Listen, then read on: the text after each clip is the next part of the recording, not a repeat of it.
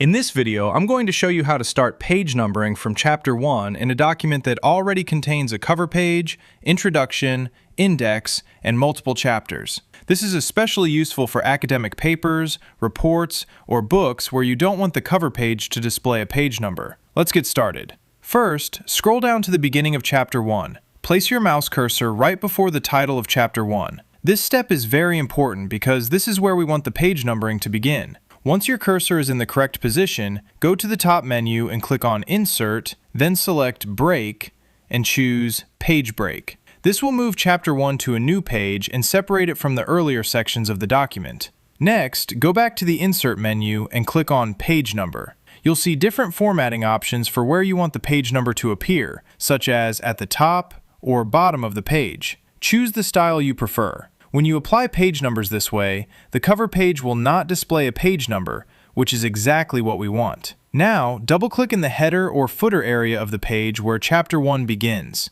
This allows you to edit the page numbering settings. From here, make sure the numbering starts at 1 for Chapter 1. If needed, you can adjust the format so that numbering begins exactly from this section. Once everything looks correct, click outside the header or footer area to exit editing mode. Now your document will have no page number on the cover page, and the numbering will properly begin from Chapter 1. And that's it! This is a simple and clean way to control page numbering in your document. Thanks for watching. If you found this helpful, please subscribe and share the video.